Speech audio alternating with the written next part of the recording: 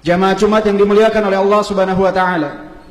Allah berfirman di dalam surat An-Naml ayat ke-65. Qul la ya'lamu man fis samawati wal ardil ghaiba illa Allah. Katakanlah, tidak ada yang mengetahui perkara yang gaib, siapapun, apapun yang ada di langit dan di bumi, kecuali Allah Subhanahu wa taala. Wa indahu mafatihul ghaib la ya'lamuha illa hu. Dan sesungguhnya di sisi Allah Subhanahu wa taala ada kunci-kunci tentang perkara gaib yang tidak ada yang mengetahuinya kecuali Allah Subhanahu wa taala. Dan Allah Subhanahu wa taala pun berfirman di dalam Al-Qur'an, "Alimul ghaib fala yudhiru ala ghaibihi ahada."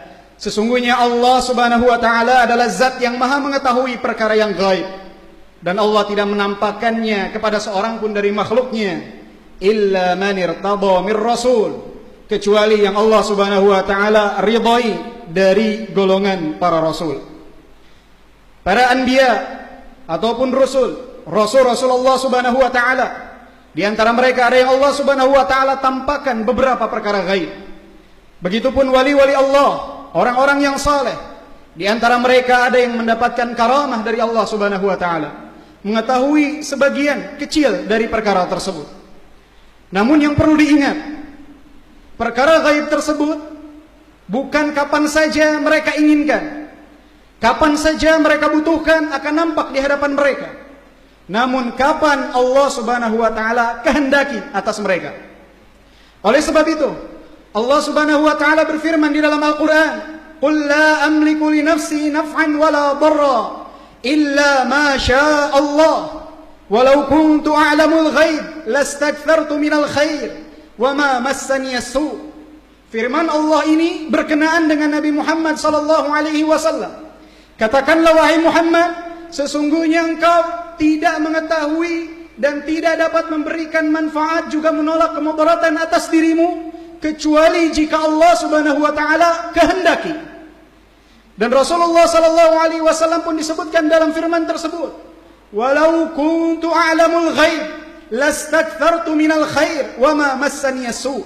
Andai saja aku mengetahui perkara gaib, maka aku akan semakin banyak berbuat kebajikan dan aku tidak akan tertimpa kemudaratan.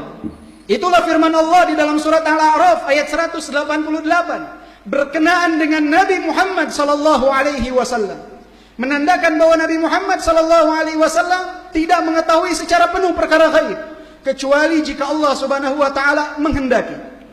Oleh sebab itu, ketika Nabi Muhammad ditanya oleh malaikat Jibril yang saat itu berubah bentuk menghampiri Nabi Muhammad, "Mata sa'ah, kapankah terjadi hari kiamat?" Rasulullah sallallahu alaihi wasallam menjawab, "Mal mas'ulu anha bi'alama minas sa'il." Tidaklah yang ditanya lebih mengetahui daripada yang bertanya.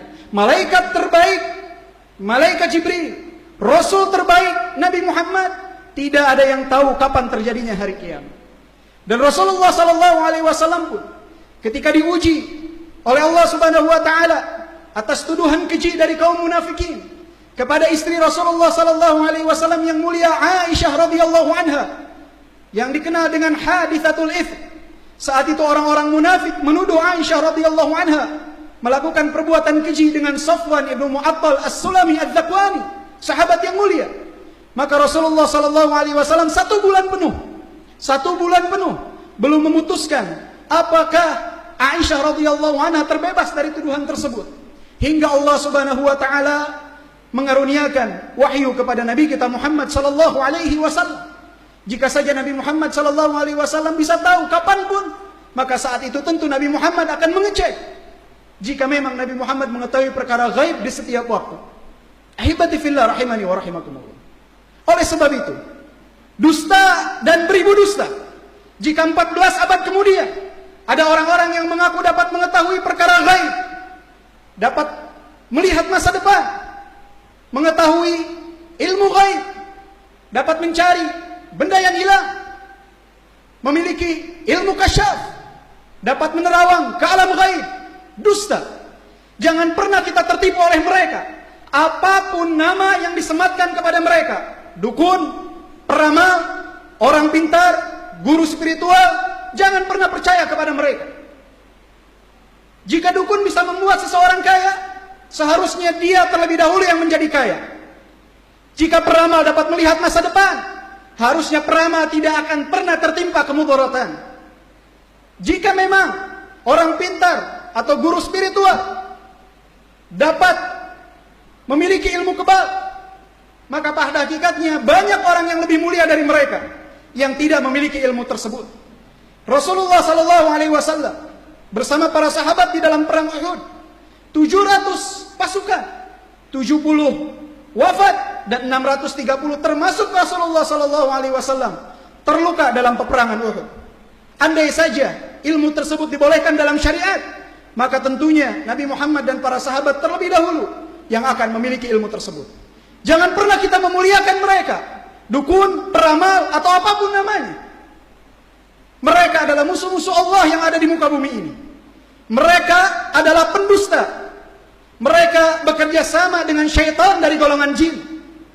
Atau mereka adalah orang-orang sakit yang memiliki gangguan jiwa. Mereka yang harusnya berobat, bukan mereka mengobati kaum muslimin. Qultu ma sami'tum alhamdulillahirabbil alamin.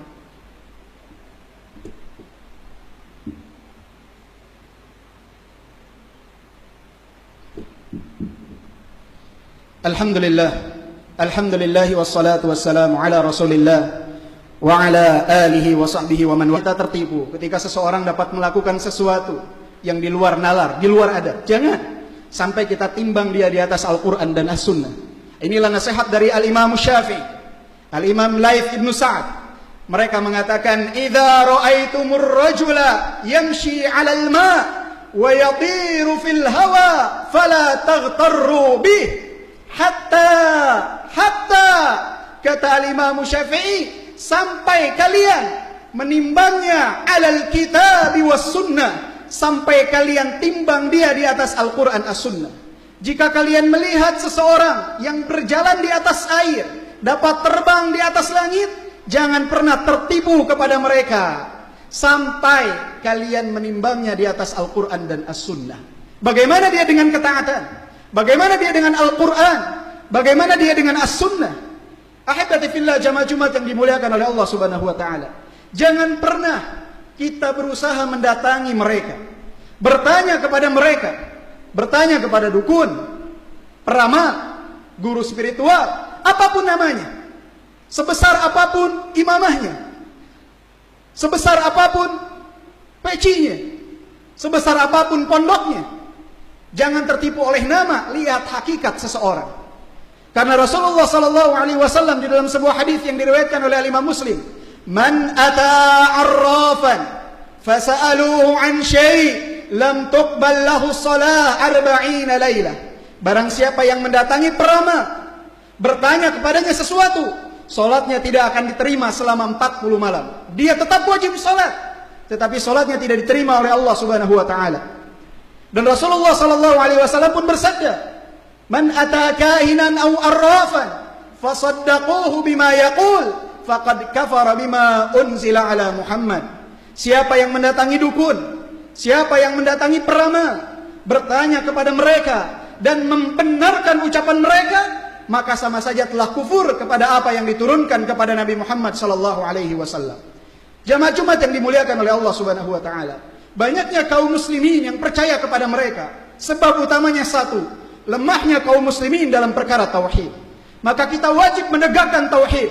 Kita wajib mendakwahkan tauhid. Kita wajib mengamalkan tauhid. Tauhid tidak hanya di lisan la ilaha illallah saja, tapi perlu dengan amalan. Kita harus mendakwahkan tauhid kepada orang-orang di sekeliling kita.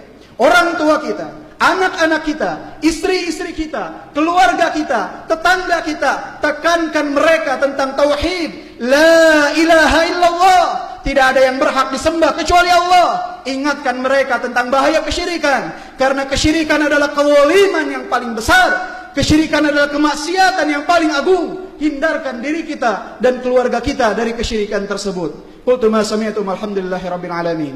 Innallaha wa malaikatahu yusalluna 'alan nabi ya ayyuhalladzina amanu sallu 'alaihi wa sallimu taslima. Allahumma salli 'ala Muhammad wa 'ala ali Muhammad كما صليت على إبراهيم وعلى آل إبراهيم إنك حميد مجيد اللهم بارك على محمد وعلى آل محمد كما باركت على إبراهيم وعلى آل إبراهيم إنك حميد مجيد اللهم ارض عن خلفاء الراشدين أبي بكر الصديق وعمر الفاروق وعثمان ذي النورين وأبي الحسنين علي وارض اللهم عن صحابة أجمعين وعنا معهم بعفوك وكرمك يا أكرم الأكرمين اللهم ارفع عنا هذا الوباء والبلاء والغلاء والزلازل والفتن اللهم ارفع عنا هذا الوباء والبلاء والغلاء والزلازل والفتن اللهم ارفع عنا هذا الوباء والبلاء والغلاء والزلازل والفتن قلت ما سمعتم الحمد لله رب العالمين السلام عليكم ورحمة الله وبركاته